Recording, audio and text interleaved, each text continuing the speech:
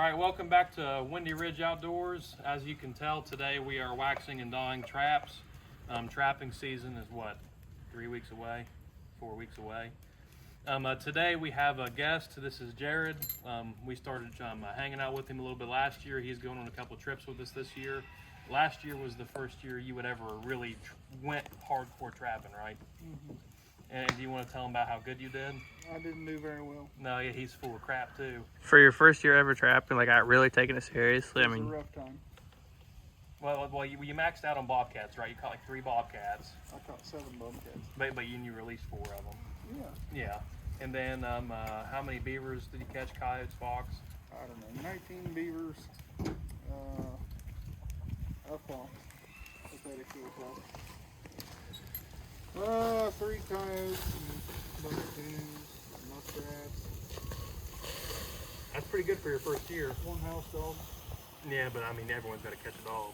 Yeah. It just is a part of life. He was unharmed, but we're still friends.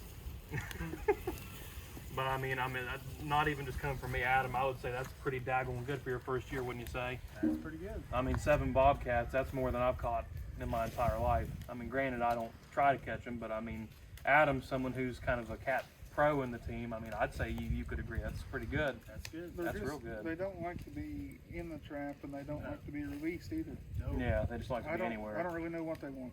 I don't think they know what they want. They don't either. want to be in the trap. Right. Yeah, they aren't particularly But happy. then you let them out and they just sit there.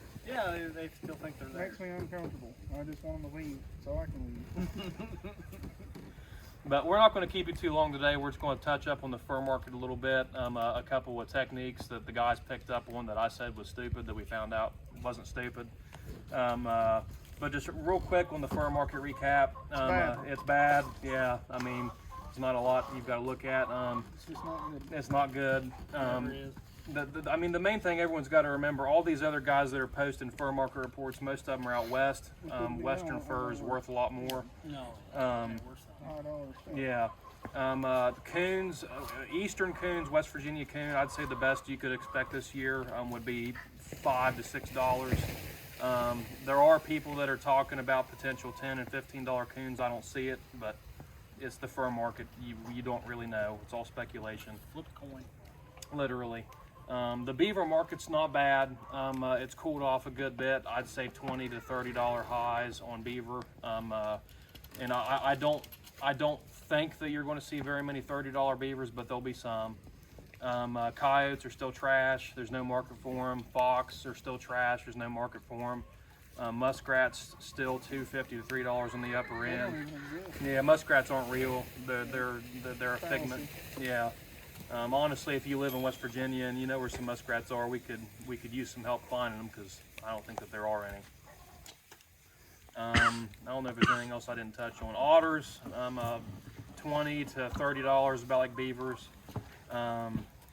Is there anything else? I didn't talk to him about the fisher market. The Fisher market? Well, I don't know because they're fake too. They don't exist. Right.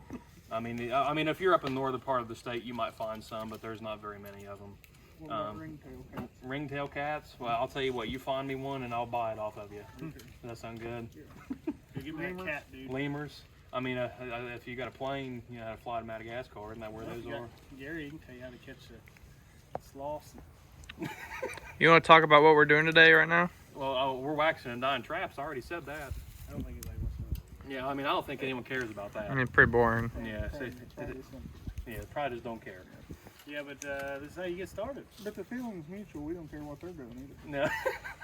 You know what I mean? We just want you to watch it. Just care. Even Just just click it and click back off of it. Nobody cares. That's Put it on while you're in the shower. You know? Just listen to it. yeah, just listen to it. Listen to our stupidness. Yeah. So, do you guys want to talk about the hags bracket a little bit? Well, I think that they're not called a hags bracket. They're called a hag slide clip or something like that. I don't know what they're called, but they're cool. They work pretty good. They were great. Yeah. They're multiple use. Yeah. You can use them for coyotes, get them off the road. You can use them beavers. You can use them for drowners. Just plain Jane. However you want to do it. Yeah. So when you're trapping, you know, you got all this stuff you got to take with you. Well, them hags brackets allow you to have such a much lighter pack, you know, because you've got a multi-use item there versus carrying all, 4 or 5 different things. It allows you to just have one item. Yeah. Probably sounds like a commercial. I don't know, maybe it is. But they work good. Yeah, and the crazy thing is we don't even make them, so that ought to tell you if we're pushing something we don't make, it really can't be trash. I've never even met the guy that makes them. I know they're made by J3 Outdoors. They say he's a nice guy. Yeah, I've heard he's a pretty nice guy. I've seen a couple of their videos, and they definitely know what they're doing. But it's the whole reason that I started using them, and like I said, that is the item He just that wants I. to be cool like us. Yeah, I just wanted to be That's cool it. like both of You them. felt left out. Yeah, but I mean, both of them had individually told me that they liked them, and I thought it was a gimmick item. I didn't think it was anything too great. Until he used them. Yeah, but then you use them, and it's like, We're trendsetters. yeah, it's pretty amazing to be honest. He's just a follower anymore. The back of the pack. And then the Duke 850s, Adam was the first one to try them. And I give Dukes a lot of grief. I really don't like Duke traps that much, but the Duke 850s are real They deal. made a ridiculous trap. It There's is no way to get sponsored talking like that. Well, I mean, I'm not looking to get sponsored, to be honest. I mean, here's the deal. I'm just going to tell the truth. We pretty well have about every kind of beaver trap there is. Yeah. Except for maybe one. Yeah, I think the only one we don't have is the Extreme. Is the Beaver Extreme. I've got all the other canine traps, but if they're made like those, they can't be going wrong with them. No, exactly. But no, the Duke 850 is the one thing that we always recommend if you're buying them for beaver. Make sure you take off the 4-coil. And grow a pair, Yeah. because they still are hard to set. They're pretty Yeah. hefty. They are ridiculous. Yeah. And I don't know if you guys agree, but I still think I like the TS85 a little bit. In a Drounder set, yeah, those are heavy enough to do it, but I'm a TS85 kind of person. They're just the difference in setability. Easy to set. Yeah. So I mean, even though we're pushing Duke 850s, we bought them. We like them a lot. They work good in ground, like I say, work good in Grounder sets because they're heavy. They are heavy. Very. I'm new. I don't know what's good.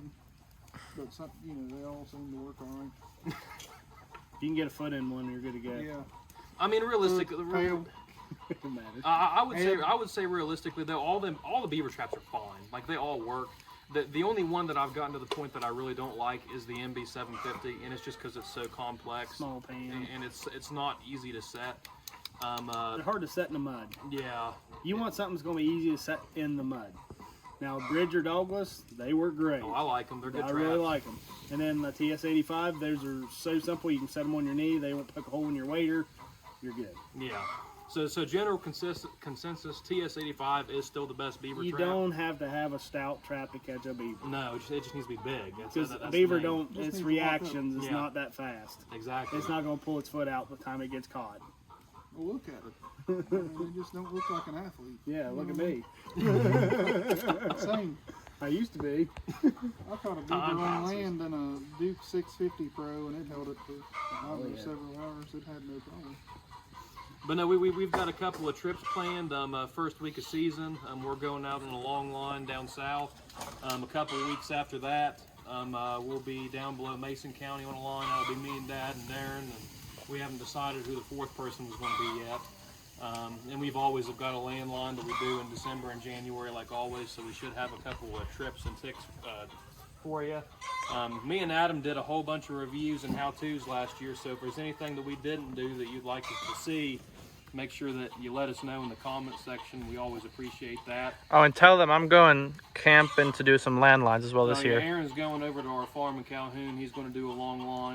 He's going to be camping out there sometime this winter. We'll probably help him out getting everything rounded, Yeah. set, and get a good. He's going to do all the setting for me. I'm just going to do the checking. Yeah. I'm going to do the fun part. We'll make the big line for They him. probably didn't know this was a cooking video too. Did you tell them what kind of soup we're making? We're making the good kind of soup. We're making the stuff that makes you see things. Correct.